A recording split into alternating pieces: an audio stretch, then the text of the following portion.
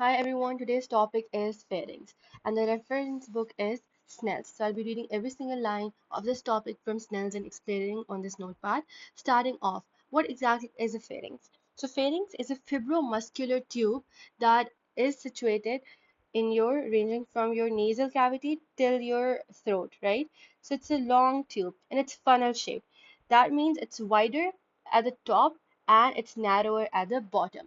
Now, pharynx is situated behind the nasal cavities, the mouth, and the larynx. Behind the nasal cavity, mouth, and the larynx, and it consists of three parts: nasopharynx, oropharynx, and laryngopharynx. Pharynx is funnel shaped. Its upper wider end lies under the base of the skull, and its lower narrow end is continuous with the esophagus, opposite the six cervical vertebrae. So that's very important piece of information. There's six cervical vertebrae. So from this point onwards, it continues forward as esophagus. Here you can see this is esophagus, right? So it continues forward as esophagus. Now, um, the pharynx has a musculomembranous wall which is deficient anteriorly. Here it is replaced by posterior openings into the nose, guani, which are also known as nose guani, and then the opening into the mouth and the inlet of the larynx. The pharynx is also continuous with the tympanic cavity via the auditory tube. So nasopharynx, it also communicates with the middle ear. With the help of this opening, let me show that to you. This reference image is from Netter Atlas. So this is the pharyngeal opening of pharyngotympanic tube or auditory or eustachian tube.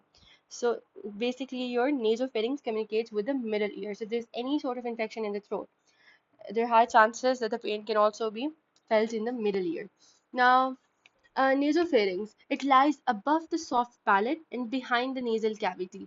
Before that, how there are high chances that you might forget if pharynx comes in front or larynx, because these are two very confusing terms. So larynx is the voice box. Let's just first get that sorted. Pharynx is the throat, right? And now, how can you remember this? So larynx and pharynx, L comes first, right? So one method is that alphabetical order.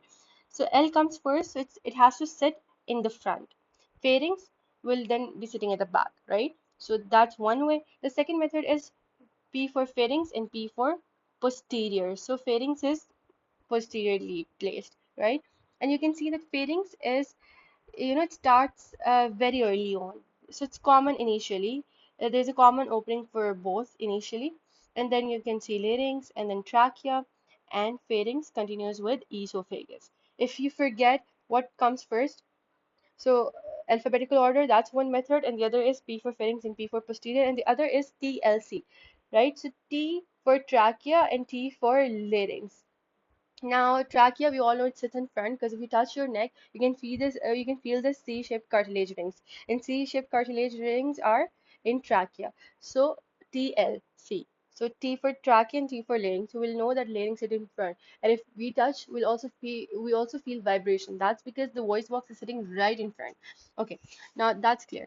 Uh, Nasopharynx lies above the soft palate and behind the nasal cavity. So for that, let's refer to some other information or some other diagram.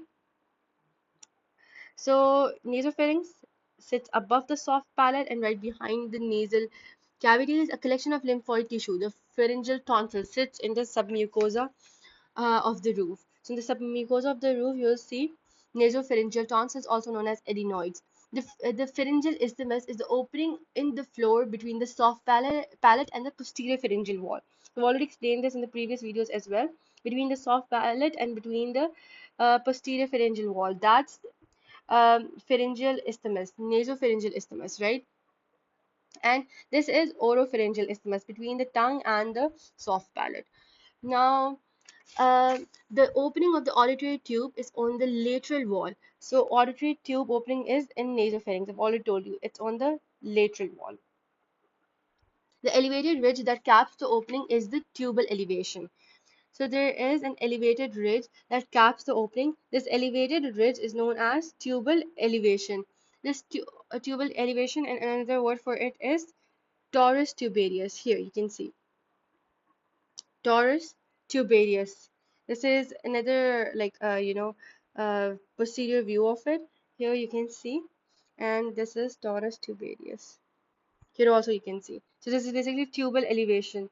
And I must have attached photos here as well. Let's see those as well. So these are the guani, the posterior nasal aperture. This is the region where you can see posterior nasal aperture. Here, nostrils, that's a different thing, but they're posterior nasal apertures, which can also be seen in the skull. This is torus tubarius, which is the elevation cushion of the auditory tube. It is a mucosal elevation in the nasopharynx formed by the underlying base of the cartilaginous portion of the eustachian tube. So because from here onwards, the eustachian tube will begin. So this is the opening. That opening is tubal elevation or torus tubarius. So it's basically the mucosal elevation in the nasopharynx. From here onwards, your eustachian tube will continue. So this is basically formed by the underlying base of the cartilaginous portion of the eustachian tube. Now the pharyngeal recess, what exactly is that? And what is eustachian tube, if any of you is confused? The eustachian tube is basically an auditory tube or pharyngotympanic tube that is a canal which connects the middle ear to the nasopharynx. So basically middle ear is connected to the nasopharynx. That's why we always say ENT together, because ear, nose and throat, they all are linked. The opening, yeah. Then the pharyngeal recess is a depression in the pharyngeal wall behind the tubal elevation. Pharyngeal recess, also known as fossa of Rosenmuller, very important. It's a pocket or recess located in the nasopharynx behind the eustachian tube. It's a posterolateral outpouching from each side of the nasopharynx, serving as a passageway for eustachian tube to connect the middle ear to the pharynx.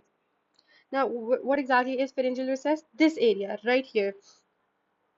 So it's basically behind the eustachian tube. It's a pocket or recess located in the nasopharynx behind the eustachian tube. So eustachian tube is meant to begin here, right? And this is torus tubarius. No, this is levatorius, but torus tubarius, yeah. Torus tubarius is there, the mucosal elevation. Right behind that, there is a recess. That is a depression in the pharyngeal wall behind the tubal elevation. Moving on, the salpingopharyngeal fold. It's a vertical fold of mucous membrane covering the salpingopharyngeus muscle. Salpingopharyngeal fold is, sorry, I'm about to sneeze, I feel like. Anyways, continuing. The salpingopharyngeal fold is a vertical fold of mucous membrane covering the salpingopharyngeus muscle. This extends downward from the tubal elevation behind the auditory tube. Let's try to locate the salpingopharyngeal fold. It's here. So they're saying it's a vertical fold of mucous membrane covering the salpingopharyngeus muscle. This extends downward from the tubal elevation behind the auditory tube. So auditory tube is here. So then there is an extension of the torus tubarius, that's salpingopharyngeal fold. What basically is salpingopharyngeal fold? It's an extension of the tubal elevation. Sort of, you can say. It's basically a vertical fold of mucous membrane, and it covers the salpingopharyngeus muscle and it extends downward from the tubal elevation and behind the auditory tube.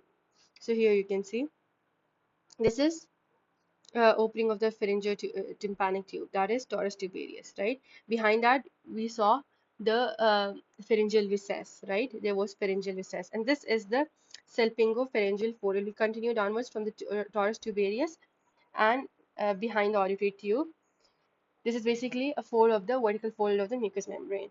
Then moving on, let's so we have basically covered nasopharynx. It had a few critical features right here, and they had to be dealt with, right? And this is the pharyngeal tonsil, nasopharyngeal tonsil. Once it's inflamed, it's called also known as it's also known as adenoids, right? Nasopharyngeal tonsils. Now, talking about the oropharynx. Now we're done with the nasopharynx. Let's come at the oropharynx part, which is right behind the tongue. So if you open your mouth, you can see the oropharynx. What are the critical terms in the book? Now, this lies behind the oral cavity. The floor is the posterior one-third of the tongue and the interval between the tongue and the epiglottis. The median glossoepiglottic fold is in the midline, and the lateral glossoepiglottic fold is to the side. The depression on each side of the median glossoepiglottic fold is vellicular. Now, there are a lot of critical terms. Let's first discuss those. They're saying glossoepiglottic fold. There are three mucosal folds in the oropharynx that attach the epiglottis to the base of the tongue. Epiglottis is there. There should be something that should be able to attach the base of the tongue to the epiglottis, right? Sorry, there should be something that should be able to, yeah, basically attach the base of the tongue to the epiglottis. So for that, we have glossoepiglottic fold. There are three mucosal folds, and they keep both the things, bound together. These folds, specifically the lateral and median glossoepiglottic folds, play a role in preventing food and liquids from entering the airway during swallowing, and help separate the laryngeal inlet from the oropharynx. So as I've already told you, larynx sits in front, right? And then there's trachea. So when we're eating, here is the tongue, right? When we're eating, there are high chances that the food can fall down into the trachea, right? And this is your pharynx, and right below that is the esophagus. So there should be something, firstly, that should be holding these two things bound very firmly together, especially during the swallowing stage. And the other thing is epiglottis, yeah, basically, right? Epiglottis and tongue. So for that we have glossoepiglottic. Glosso means tongue, the posterior part of the tongue, and epiglottis. Now here you can see this is the median glossoepiglottic fold. This is the lateral glossoepiglottic fold. That's the tongue here, and this is the epiglottis, right? So here, what exactly are they saying in the book? They're saying that the median glossoepiglottic fold is in the midline and the lateral glossoepiglottic fold is to the side. The depression on each side of the median glossoepiglottic fold is the vallecula. So the depression, so this is the, the depression on each side of the median. So if this is a median one, right? So there's a depression on each side of this. That depression is epiglottic vallecula. Okay, I hope that's clear. The palatoglossal and palatopharyngeal arches are folds on the lateral wall. The palatoglossal is a fold of mucous membrane covering the palatoglossus muscle, and a palatopharyngeal arch is a fold of the mucous membrane covering the palatopharyngeus muscle. So this is the oropharyngeal isthmus, right? This is the in front, you'll have the palatoglossal fold, and at the back, you'll have the palatopharyngeal. Again, G and P. So basically, alphabetical order, or obviously common sense. We know tongue is in front, so palatoglossal fold should be in front because glossal means tongue, basically. Palatopharyngeal. Pharynx is at the back, so palatopharyngeal fold or arch should be at the back. And between that, we have the tonsillar fossa or the palatine fossa, in which is the palatine tonsil, right?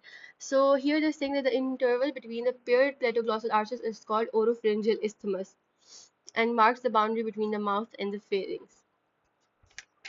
What does that mean? By paired, I don't mean that the interval between these two. No, the interval between these two, the palatoglossal here and the palatoglossal here, and then the plato pharyngeal here and the palatopharyngeal here, and the palatoglossal here and the palatoglossal here. So the difference, or the what do you call it, like the distance between the two, the interval between the paired palatoglossal, so we're only referring to palatoglossal arches, is called the oropharyngeal isthmus. So if anyone asks you, as I've already told you, oropharyngeal isthmus, where is it? Oropharyngeal isthmus is, I told you, it's from soft palate to here, and this is the nasopharyngeal isthmus. So in easier terms, from between the paired palatoglossal arches, the interval, that's oropharyngeal isthmus. Now, palatine tonsil occupies the recess between the palatoglossal and palatopharyngeal